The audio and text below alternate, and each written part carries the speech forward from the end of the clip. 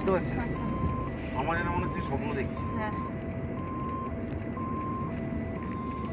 না নার্ভাস হো না, তোমাকে এখনো অনেকটা যেতে হবে, নবদ্বীপ ফিরে আসতে হবে, অনেক কাজ এখন। এই তো আছে, আমার নার্ভাস হলে হবে না। না, এখন আমি যদি নার্ভাস হয়ে তাহলে দেখবে কে সবাইকে? সবাইকে দেখবে কি? এতটা, তারপর এতটা ড্রাইভিং করতে হবে, এটাও এখন একটা বড় কাজ। সম্পূর্ণ সব তোমার হাতে আছে, সবাইকে দেখা।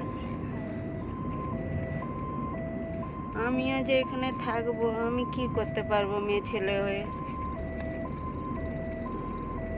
আর আমাকে তো আমার ওইদিকে সব মাথার উপরে বোঝ দিয়ে গেছে, আমাকে তো দু পয়সা ইনকাম করতে হবে, শোধ তো করতে হবে, বলো না? তোমাকে তোমার জায়গায় লড়াই করতেই হবে বোন, কোনো উপায়। এ তো চলে গেল, এরপরে তো লড়তে হবে।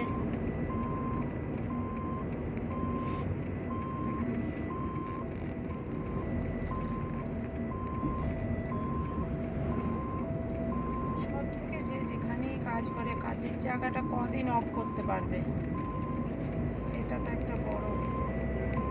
এই তো কালকেই বেরিয়ে যাব, কেন আমার ঘর ভাড়া মেটাতে হবে, পরশুদিন মালিক বেরিয়ে যাবে।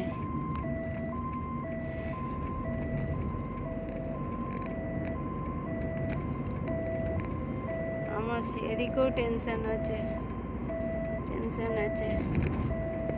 দোকান এখন যাব না কেন, আমার শরীর ভালো নাই, আর এখন আমি এই অবস্থায় বেরোবো না, সেটার জন্য না। কিন্তু ঘর ভাড়াটা মিটিয়ে ঘর খালি করে নিতে হবে আমাকে, হ্যাঁ, বুঝতে পেরেছ? হ্যাঁ, নাহলে সে তো বটে। আর তুমি ঘর ভাড়া নিয়ে কি থেকে? ঘরটা খালি করে নিতে হবে, নাহলে আমাকে আবার ভাড়া গুনতে হবে এই হ্যাঁ। মাসে। কোথা দিয়ে আমি দেবো বলো? সে তো বটে। আমাকে পরশু দিনও চলে যাবে, ওকে ক্লিয়ার করে দিতে হবে আমাকে।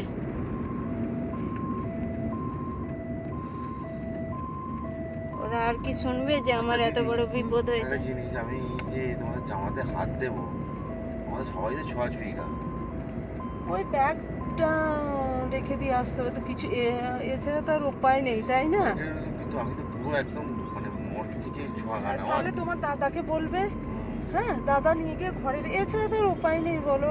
আমার তো পুরো মর্গের হ্যাঁ ছোঁয়া হ্যাঁ গা হ্যাঁ, না। আচ্ছা আচ্ছা, ঠিক আছে, বুঝতে পেরেছি। তুমি তোমার দাদাভাইকে বলবে, দাদাভাই বার করে নিয়ে গিয়ে রেখে দিয়ে আসবে কোনো একটা সময়, বুঝলে? ঘরে তাছাড়া তো আর উপায় নেই, বল। এবার ওই অত জামা কাপড় কাচলে তো আমাদের পরতে হবে, আমার আর কি। হ্যাঁ ছোঁয়াছুঁয়ি গা হলে পড়বে কিভাবে? হ্যাঁ, আবার শীতকাল, চাদর সোয়েটার সব আছে মনে করো। গরমকালে দেখবে একটা নর্মালে হয়ে যায়। তোমাকে ছুটতে হবে না, তুমি দাদাভাইকে বলবে। হ্যাঁ হ্যাঁ। দেখো সাবধানে, আস্তে চলো, আস্তে চলো।